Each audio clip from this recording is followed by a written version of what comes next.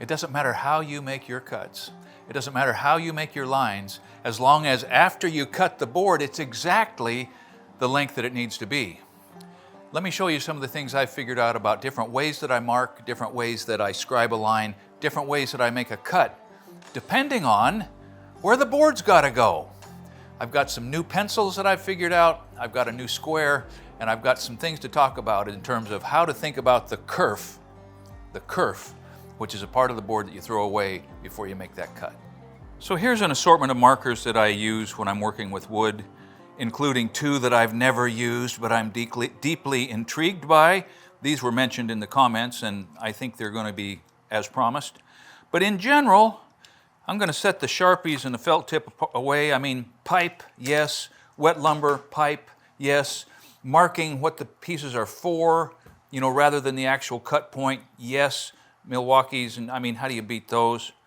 So we're down to this collection of graphite holding implements for marking on wood, each one in a different application, perhaps.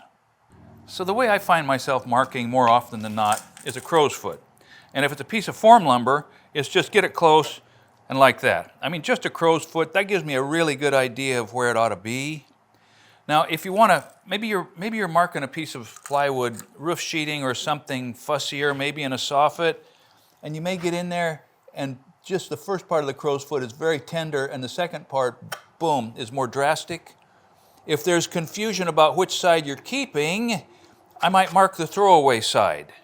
Or maybe I'm thinking that's the keep side. That's in the, the comfort of your own brain. Now, on the other hand, if I'm marking a piece of oak and it's expensive and it's got to be precise, then I get in there with the finest tip I've got and I make just a little mark.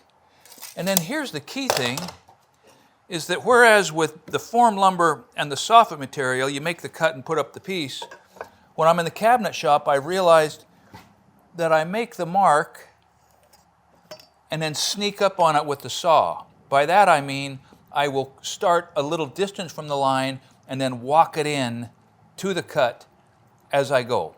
It might take me 3 cuts to get exactly where I wanted to be, like this. First, I want to illustrate what kerf is. Watch this.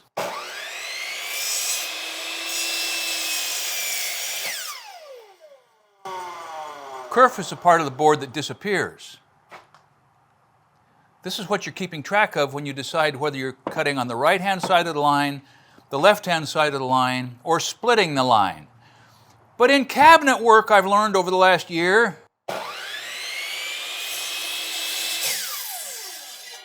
way too far, sneak it over a little bit, getting closer, nudging it.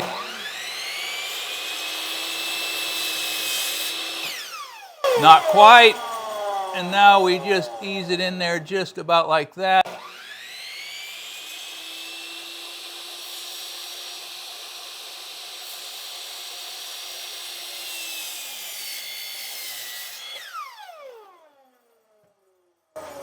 And so it's like walking it in. First shot misses, second shot's closer, third shot's a bullseye. So obviously, if you've got a chop saw that's calibrated and it's going to cut square, you're going to cut square. You've reduced workmanship of risk to workmanship of certainty by the chop saw. And then a skill saw, especially a cordless Makita that I'm not entirely familiar with yet, introduces an element of risk because the squareness and the straightness is all depending on your wrist. So let's start it.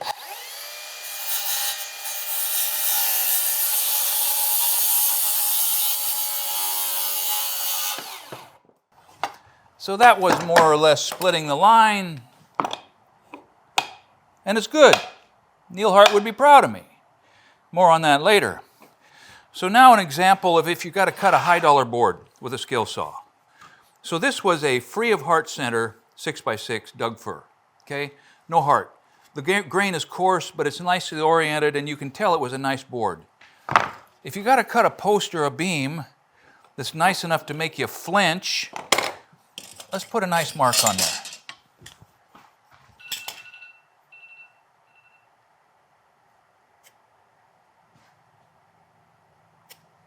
Let's say that's the length. and we're coming up against it, and we're marking, and we're coming off of that one. And when we get around to the fourth side, we're going to find out how our square is and how our ability to hold the square is.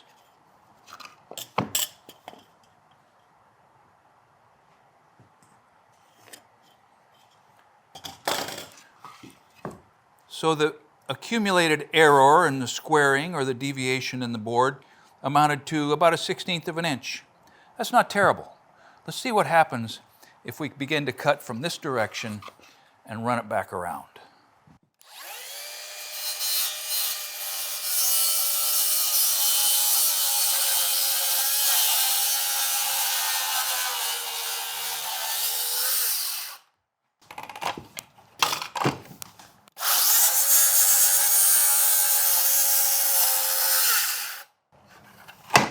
Now let's recognize that when we get over here, we're going to want to bear to the left just a little bit.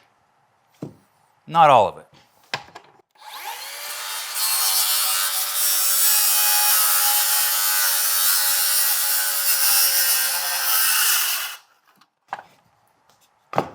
And now we're going to connect these.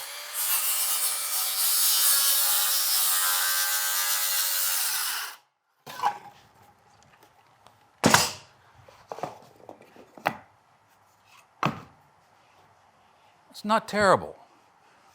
In fact, if I dare say so myself, it's pretty darn good. But it's just a matter of, thinking about what is going on at that point of contact, where the sawdust is going, and what it is that you want to keep on the job and actually put in place. All right, let me get this thing out of here if I can. Oh, yes, sir. Let me drop this on the ground right here. Velociraptor left his tooth. All right, so nothing illustrates kerf quite like a chainsaw, all right? The sawdust that comes out is what a kerf is. That's kerf. Get it? So now that we really understand what kerf is, let's talk about whether or not your marking implement is making a coarse or a fine mark. Now when you're framing, when you're using a pencil like this, when you first sharpen it, it comes to a pretty fine point. I mean, comparable to a number 2 pencil or one of these mechanical pencils that are sharpened. But after you've used it for 15 minutes, it's smooth enough to pull a chunk out of your eye. What that means is, when you make a line, that line is 1/16 of an inch wide. You could be all over the place if that's your only indication. But you know what? On a piece of form lumber, it doesn't matter. I mean, on a piece of form lumber, bam, maybe that's close enough that the beginning of the mark is the point of the cut. Let's just mark that.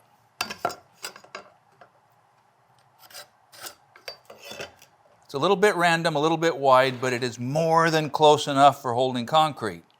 Now, if you want it to be closer than that, and maybe this is old news, right?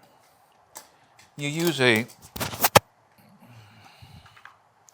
finer point, and maybe you just can't get away with that. So it turns into a crow's foot, which is about as accurate as anything you need to think about being. And to make it more accurate, you can use a finer point. Let's use this tracer.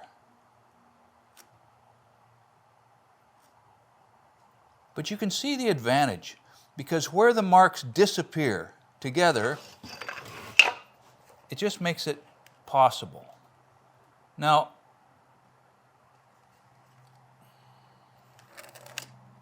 and then if you don't push down too hard in scribing your mark, it becomes fine enough to keep track of. In the comments, there was a guy that said he worked for a boss who, if he wanted you to split the line, that is, cut down the middle of that line, which can only be done with a chop saw. I mean, a skill saw, you're going to hit the line, right? He would put an X on it, meaning, if I understand him correctly, that you split the line. If he wanted you to leave the line, he would put, is that a less than or a greater than symbol, indicating that this is the side that is left. Or, just so everybody understands, this is the side that is taken. But there's any number of ways that you can either remind yourself or the guys working around you, whether you're coming down the middle of the line. Let's do that with a coarser line. I mean, there's a chance. I mean, you would have a chance of splitting that with a saw. Or if you want that to be the vanishing edge of where the kerf all comes out of this side of the line, boom, gone. That's what's left. Or conversely, the kerf comes out of that side of the line, and this is what's left. Now, this is not rocket science, but as many pencils as are on the market now, it can become, I mean, there's no accounting for taste. I could see myself getting used to that in this wood shop. I mean, I could reach down inside of a drilled hole and transfer a mark down inside that. I mean, that's pretty neat. None of these other pencils can do that. And look how sturdy that is. I mean, you'd have to lean into it to break that. And out of the package, it came with, where's the rest of the parts and pieces? It came with more lead. There it is. This tracer comes with 6 more of those things. That's probably about 6 years worth of graphite. This Tajima, sturdy, feels more comfortable in my hand. I mean, this is not a feeling that, I mean, that's, you got to get used to that. Guys used to that right away. Shoyan Carpenter probably uses these, I would guess. Model SS13MH, made in Japan. One little surprise is they've got this end with nothing under it. I assume that's so you can load the lead from that end. No eraser. Don't make a mistake. That's how they roll in Japan. So we've talked about the marks and the lines and the width of the lines and cutting which side of the line, but we haven't talked about the fact that you're probably using some kind of a square to get the line. And there's every kind. Framing square, steel square, that old beauty, tri-square, combination square, T-bevel squares, Rufus squares. These guys I don't think are making these now, sadly. But no matter what kind of square it is, you need to pay attention and develop sort of a sense of, when you run it up to the board, does it feel like it is rocking? Does it feel like maybe there's a there's a little gob of concrete there that's making that uneven? Or a knot or some wane that your square's falling into? You've got to, and maybe what you have to do, if the cut is critical, and this one would not be critical, is do it from both sides of the board. And just, if it's a high value cut, if you're gang cutting, if you're committing yourself to cutting 4 $80 boards at one pass, you better make sure that your square is registering square and that a little piece of bark or a sliver that's misaligned on the edge of a board doesn't, really put you in the doghouse. So the problem with making a mark, boom, 3 feet, and then pulling your hands off the work and coming back is you're kind of estimating and guessing, how close do I get that square with the shadow blocking it out to get the center of the lead exactly on the mark? Oh, okay, I kind of got it, but I'm a little bit to the left. All right, now that doesn't matter in framing, but it can make a real difference in finish work.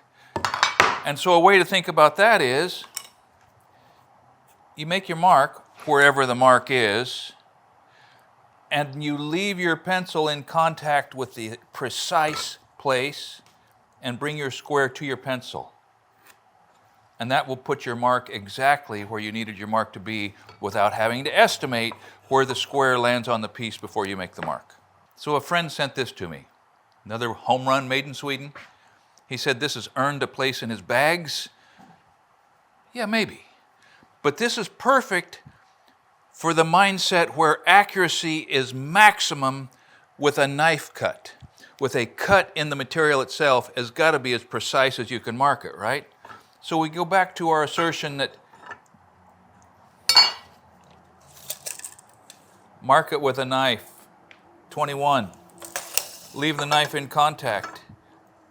Bring the square up to the knife. That's probably as accurately as you can make a mark on wood. So all of this bit about squares and cutting and lines, I had just been working for Gary Wagner probably 2 months, and I had bought my first set of tools, and it included a tri-square, a combination square, not this one, it's long since lost. And the only tool I have from that initial purchase is a squangle, but I digress. I was talking to Neil Hart in his store. Neil Hart, you've heard me talk about him before. He was the mayor of Dixonville. He was a prince of a man, and he was smart. And he says, so how's it going as a carpenter, Scott? He had coached me. He had showed me how to use the rafter tables, and he had sort of drawn me some pictures of how to cut stairs. And I went back to him a few times for clarification. But this was at the front end. And I said, Neil, I make the cuts, and they're not square. They're just not. And I think maybe my tri-square is off. And he got a funny little smile on his face, and he says, Scott, the problem is not with your tri-square. And he let that hang in the air, and I thought, okay, time for me to go. And I paid him for my Pepsi or whatever it was. And from then on, I'd throw that tri-square against that board, and I'd mark it. And I'd look at it, and then maybe I'd come to the other side, and I'd mark it. Sure enough, it's square. It registers the same from both sides. And I'd get out the skill saw, and I would cut it. And then I would follow up with the tri-square and put it against the end, and it still wasn't square. But after a while, it got better. It got better. And I mean, you figure out the difference between trying to split the line, and you start to split the line on one side of the board, and by the time you get to the other, you're off to one edge, and you never know exactly.